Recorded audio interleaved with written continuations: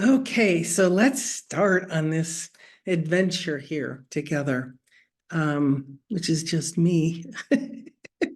Um, I want to talk about projections because this is a very big piece of understanding the mind training. So we're either extending love or we're projecting something. Now, the course has a quote on what projections are that I think is just invaluable to hear. Um, Projection and attack are inevitably related because projection is always a means of justifying attack. So basically, if we can't see ourselves as angry, we're going to project it out on someone else. Oh, they're angry, so that we can experience anger but not own it. And that's basically a belief that anger exists, but we can't clear it because we will not own it. We'll just put it out on other people. So projections are access to healing our mind. And that's why, you have to go back and, as I said at the very first one, see your thinking, see your thoughts. If you can see your thoughts, then you can catch yourself when you're projecting on someone else. Pull that projection back, own it as your lesson. It's not another person's lesson, it's yours. And then work on that through prayer, meditation, whatever, to really allow that to clear in your mind that you are not that angry person. Now, this may take some time. I've been working on anger my whole life because I saw a lot of it. And that's really, so I was born into a family, an apparent alcoholic, raging alcoholic father, and an apparent sickly, codependent mother. Okay, so that's the background that I was born into. So, there were beliefs made up like alcoholism, bad, sick, weak.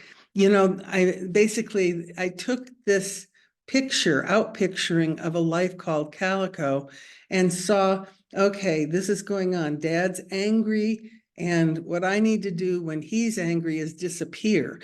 I didn't know anything about projection. I couldn't pull it back. So I knew to avoid anger. And that continued through most of my life. Avoid anger, stuff it. If I'm angry, stuff it.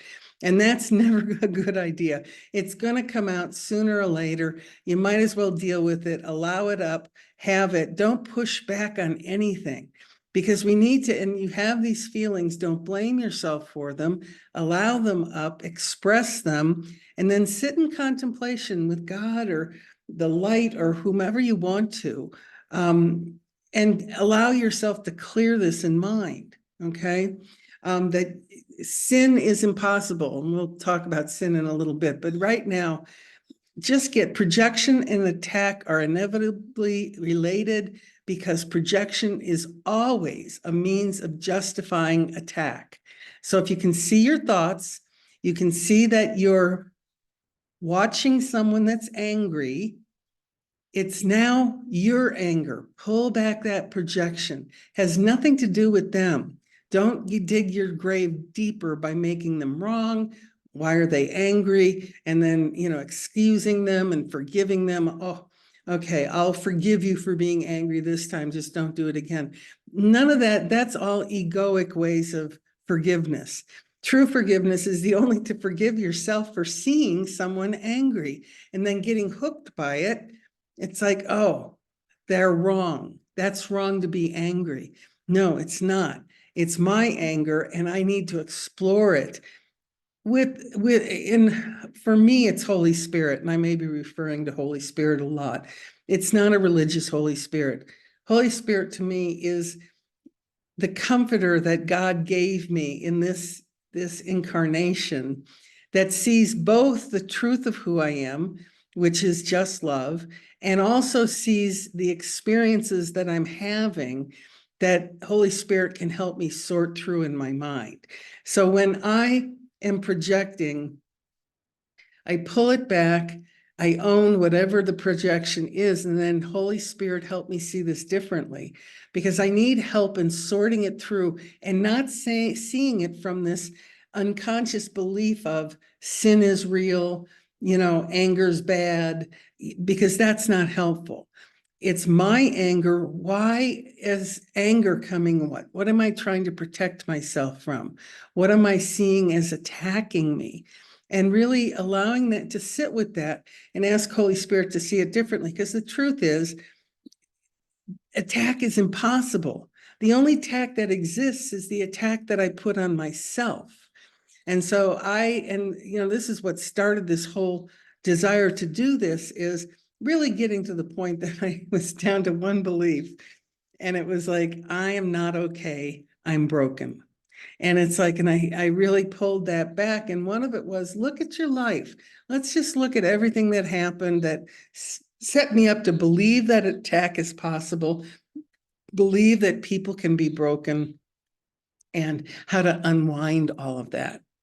Okay, so as a child, raging alcoholic father, sickly codependent mother, and I was groomed to take care of people a lot with that one because I wanted to make my mother's life better. That's what I really wanted to do. Wanted to make my mother happy, and you can't make anyone happy. Just, a side note. You can slide down that and let that one go immediately. You can't make anyone happy. You can't make anyone sad. The only one that you can change is yourself.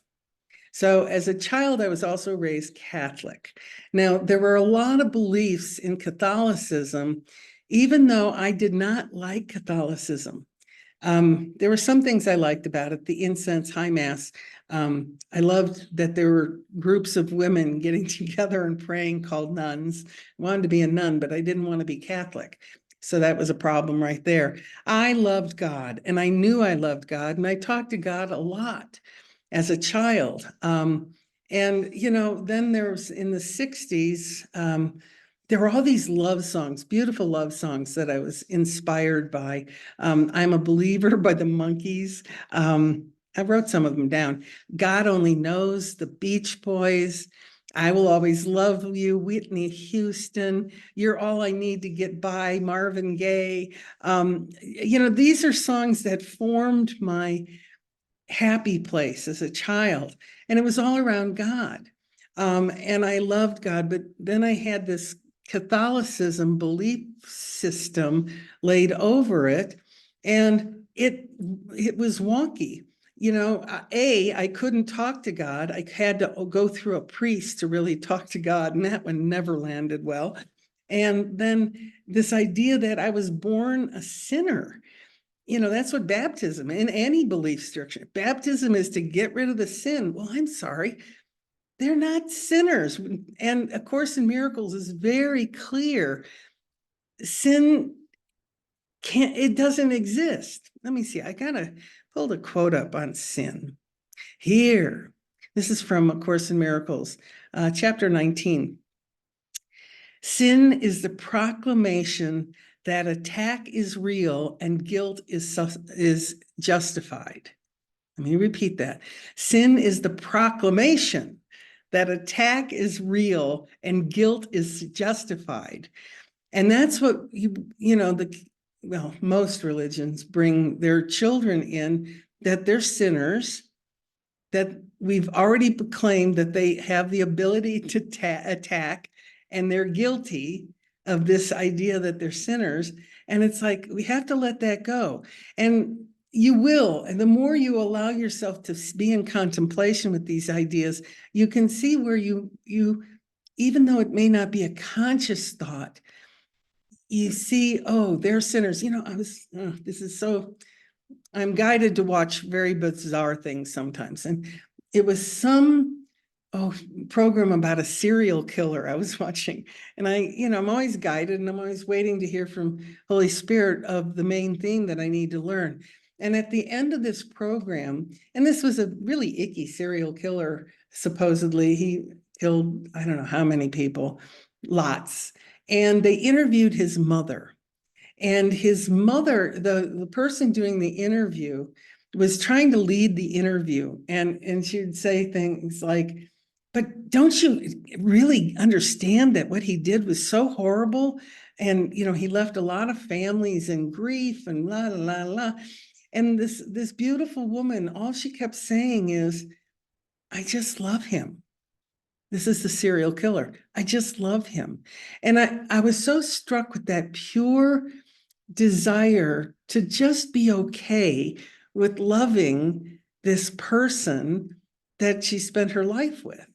And, most of us will blame the serial killer. Oh, no, that's wrong. And that's the belief in sin. So you have to really watch your thinking because it's tricky and it'll try to slip things in on you when you're not looking. So you have to really sit with these concepts and allow them to wash over you in whatever script you're playing out. And if you notice that you're really wanting to make someone bad because what they're doing is a sin, really sit with it. It was like my father. He was a perfect example. When my father, he was always drinking. He started drinking at noon. That was his thing. But in the mornings, I really got to see who my father was, and I absolutely loved him. Now, when he drank, he became a whole other persona. But when he was not drinking, he was this just beautiful human being. And I had to work with this idea that what he was doing was wrong. I really had to experience he was just a summation of the fears of his script. And one of the things that he did was to take on this idea of drinking to numb out the beliefs that he wasn't good enough. And it made life bearable by drinking. And and at some point I see us all as just finding whatever addictions, and thinking is an addiction, whatever addictions make it easier for us to experience our script.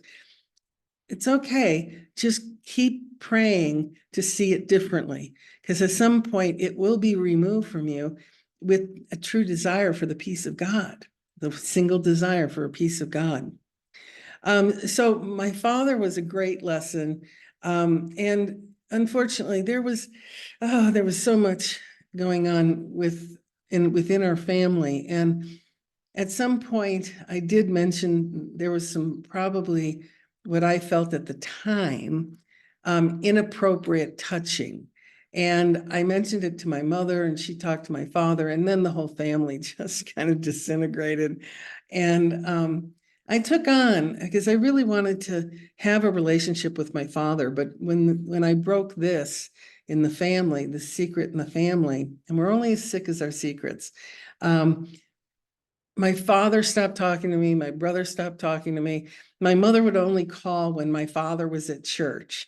So that was kind of the setup for our family, my family, from my perspective.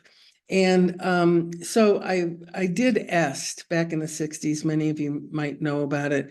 And there was an advanced program, and one of it was to write down the story of your life. And I wrote down this story, and at some point, I got so sick of the story, I said, no, I'm going to change this. And I was still very angry at my father at that point. And it fed into this belief that men are angry and they're dangerous. And men have power, like the priests. Only priests can talk to God. So these were the formation of a lot of beliefs in childhood that stuck with me throughout my life until I actively took them on to dismantle them. So the thing with my father, I knew I loved him. He was an extraordinary human being. He just had this dis-ease that he took care of by drinking a lot. And the dis-ease was guilt that he wasn't good enough. So the alcohol mellowed it all out for him, even though it allowed a lot of the anger up that he really needed to express, but there was no safe place to do that in his lifetime. So I got this all through this writing this story in EST. And at some point I went up because I knew I wanted to heal my relationship with my father. And I went up to the EST leader, and I said, I don't know how to do this because he won't talk to me. He'll hang up if he hears it's me. And he didn't want me to visit and all of this. And the S leader just left me with a large inquiry, which was, you're going to have to be creative. And so I sat with it for a long time until I decided that one of the things I could do is to think of really sweet things that happened in childhood between my father and I, and write them down, share them with him. And once a month, I sent him a card. It was a loving card of I had this idea, and this, happened. Like an example was, there were silly things. My father loved mayonnaise on his hamburgers. I didn't like mayonnaise on my hamburgers. And so whenever he'd make hamburgers, he would not put mayonnaise on my hamburgers. He wouldn't ask, he just wouldn't do it. And it was like, that was so kind and generous of him. And so I'd write that down and I'd mail these cards I mailed off for 10, 15 years. And I never heard from him. I never heard from him until my mother called one day and said, your dad is dying. He's in the hospital. Do you want to come home? And of course I did. I went home and was able to spend a lot of time with him in the hospital. He was unconscious. He was in DTs. And I just held his hand and massaged his feet. And just really being present to the man that I really adored. And after he died, my mom and I were cleaning out his closet.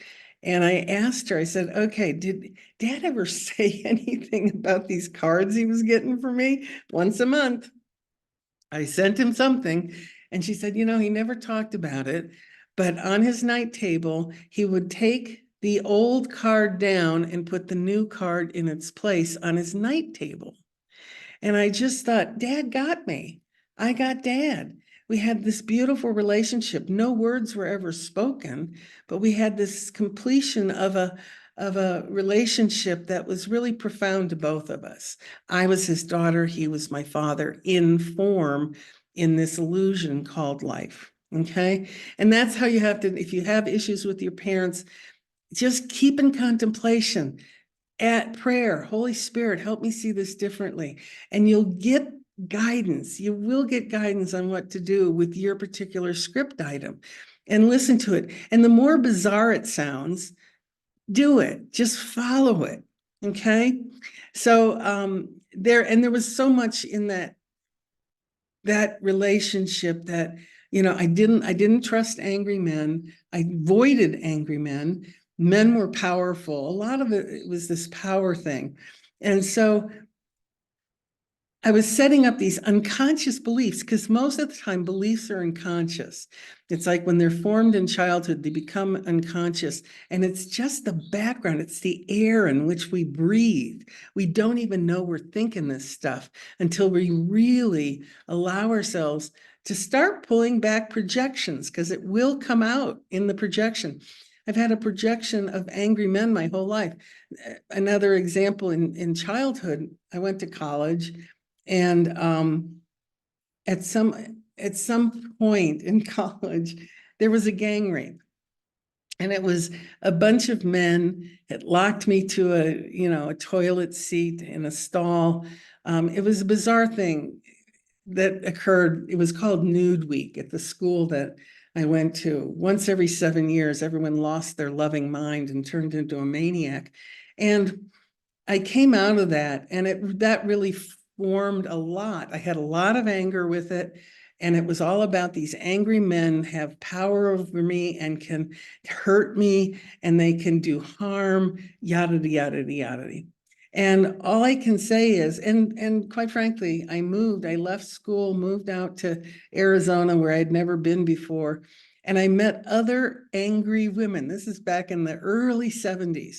Met other angry women, disenfranchised women, the same way I was, different scripts, but the same thing. And we formed the Rape Crisis Center, and we formed the Women's Center, and we started, rallying for equal rights for women. And all of this stuff came out of these beliefs that I need the power that I'm not being afforded by the men.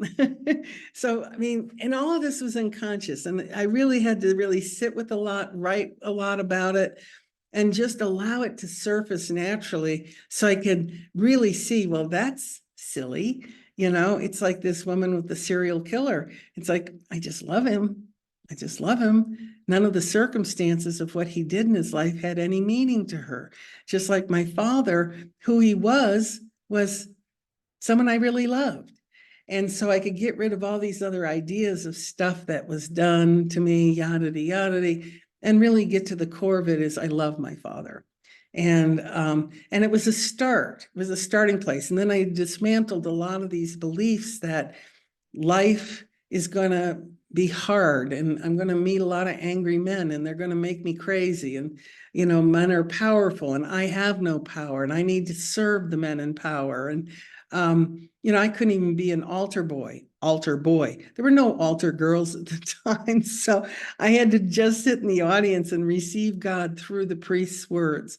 And that never did. So I did leave the Catholic Church quite early on because it just didn't serve me in support of what I knew to be true. I can talk to God. I talk to God all the time. And I, I've got so much clearer on guidance at this point, but at the time it was very helpful. The other thing I want to say about A Course in Miracles is that hang on, it has to do with anyway, it'll come back to me. See, my mind gets away from me. Anyway, okay. So went to college, moved out to Phoenix. Don't trust men. Okay. Oh, the other thing that really happened, and again, it's like use your own script and see how these beliefs set you to turn right or left at different points in your life. And one of the things that really occurred for me was in this group of angry women that I met in Phoenix that we were setting up, Center for Against Sexual Assault and doing all these things together, a lot of us became lesbians. We just started having relationships with each other, which worked very well for me because in my mind, I'm thinking, oh, good. I don't have to deal with men at all. I'll just deal with women. And we know that's not going to be necessarily real helpful, but it was where I took all those beliefs in determining where I would take, my life path. And so the whole piece of lesbianism, and I'll talk about this when I talk about Africa, it was dismantled. And I did start dating men when I turned 40, but for half of my sexual life, anyway, I was a lesbian, and then I took it even deeper to be a lesbian separatist. I don't know if you've heard that term. That's a great term. It's like, I don't want anything to do with men. I'm only going to deal with women. And it's like, I had to dismantle that. That's not helpful. It's just, it's about coming into loving everybody, no matter what. So, and here's a quote from A Course in Miracles about this nature of one. Okay, we need to love everyone. We need to love everything. Because as soon as we don't love something or we don't love somebody, we're creating a dualistic state. I will love everyone except you. I will love everything except you. And it's like, and that's not helpful. That splits the desire again. And then we have to kind of, I like to call it, we continue digging our grave if we believe and go deeper into the belief structure to try and correct the situation. And the only way out is to move out, observe, and contemplate the belief system and have help dismantling it, which for me, it's Holy Spirit. Holy Spirit, see this differently is my favorite prayer because it dismantles whatever I believe to be true and allows me to see it differently and from the eyes of God, from the eyes of love. And so this is totally doable, but it really requires something to do it. And if you're at that point in your life where you see this is ridiculous, none of this makes sense, I really invite you to take on mind training from this perspective because it really will, oh, where are the balloons coming from? That's interesting. I don't know why I'm having balloons come up. Anyway, it's a miracle. Here's something from the Course. It's chapter 7. He calls upon you to love God and his creation. You can appreciate the sonship only as one. So anything that's dualistic, oh, I'll love women, but not men. We're creating this separation. We're creating this dualistic state. And it's just something to look at. I'm not saying to do anything differently. I'm just saying, look at it. Is there any dualistic, thought form in the belief that you're hanging on to? Because we want to dismantle all beliefs, because as we dismantle these beliefs, it really turns quantum. And I may do another whole series on quantum, because as soon as your mind starts going quantum, hang on. It's a whole nother world that we don't even know exists, because we're too focused on our beliefs. And as you disappear the beliefs, there's this whole other existence that is not based on beliefs. And it's really quite fun. But anyway, we're not there yet. And we're just getting to this. And okay. Oh, yeah. What was also formed during this time was, again, I'm with a bunch of angry women. We set up the Women's Center and the Center Against Sexual Assault. And out of that came these ideas that we wanted to change the world. And this became a quest throughout my entire life. I wanted to make a difference. I wanted to change the world so the world would work for everybody. And, it's a lofty ideal, and it's completely impossible, because that's not the nature of what this world is about. This world is really about lessons I must learn. And I was focusing on, I want to change the world so that it works for everybody. And, the reality is, and I think anyone watching this, if you're really honest with yourself, I'm sure you come from a place you wanted to change the world and make it a better place. There are lots of songs about that too. And the reality is, none of it works. Great ideas, lofty ideals. But the reality is, the world exists in my mind as a thought. So if I'm thinking something's wrong in the world, I'm totally on this horizontal plane. There's no ability to go vertical and see love. Impossible, because I'm making something or someone wrong for doing whatever they're doing that I see is making the world a less beautiful place. Okay. And this will consume you. If you haven't already gotten into this idea, you will start seeing your thinking from this place of always wanting to make it better. There is no good or bad, better or worse. It just is. It's a lesson, and it's a lesson for us to just make peace with and allow Holy Spirit to change our minds, wash away all these ideas that we need to do something. Course in Miracles says this all the time: do nothing, do nothing, do nothing. Because all A Course in Miracles is in mind, how to change my mind about literally everything. Okay, so with that being said, yeah, I think I covered the early years, and we'll move on with this from wherever it picks up and take it from there. But I hope you're finding this helpful. I'm finding it very refreshing to really expose all those shadow thoughts in my mind.